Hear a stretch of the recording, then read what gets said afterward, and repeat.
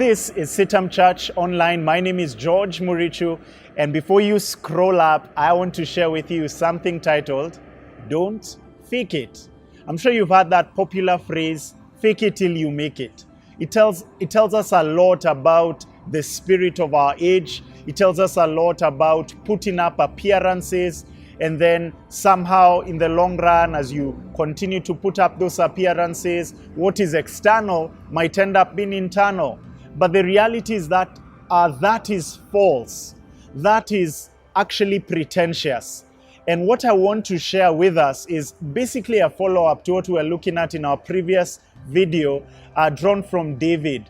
David facing up to Goliath. And we saw some of the challenges he went through. And now this is the second hurdle that David faces up to. David faces up to basically the king, King Saul. King Saul, first king of Israel, is described as a head above everyone else. He's tall, he's stately, he's presidential, he's this towering figure. And I can just imagine this young teenage boy in the presence of royalty, in the presence of Israel's first monarch. He's more than a tribal chief. He's actually the king of Israel. And David is told by Saul, as you're preparing to face up to Goliath, I'd like you to wear this armor. Listen to what the narrator tells us in verse 38 of 1 Samuel 17. Then Saul clothed David with his armor. He put a helmet of bronze on his head and clothed him with a coat of mail. And David strapped his sword over his armor. And listen to this. He tried in vain to go, for he had not tested them.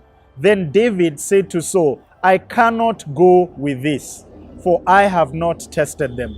So David put them off. You just have to love David. You have to love his honesty and his authenticity.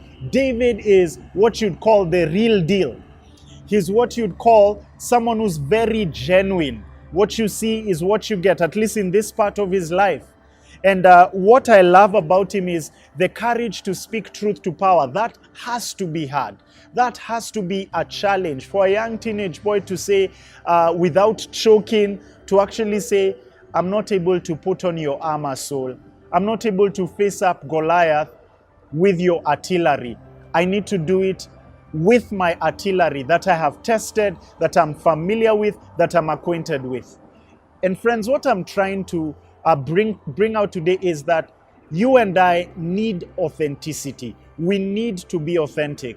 If we're going to gain victory in our battles, we need to gain the victory not by trying to be someone else, not by being pretentious, not by faking it till we make it. We need to be comfortable in our own skin, and that's what I see in David.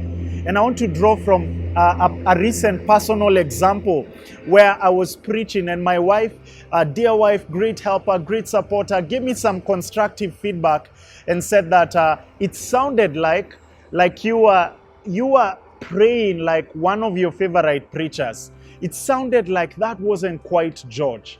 And what I got from that very helpful feedback is that it's easy to dress up as someone else. It's easy to be inauthentic. That's very easy. But friends, the reality of Psalm 139 is that you and I are fearfully and wonderfully made.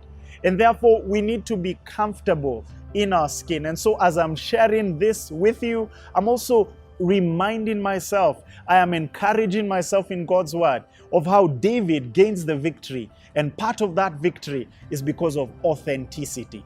I wonder, where is it that you have been faking it till you make it? Is it in your language? Maybe you've been trying to speak like someone else. Maybe it could be in the area of dressing. You've been trying to dress up like someone else, and it's not authentic. This is a challenge worth considering. I pray that you, like David, will put off pretentious self, the false self, and you will be comfortable in the experiences that God has used to mold you, the real you, and use that for His glory. May God bless you, and I'd love to hear from you. This is CITAM Church Online.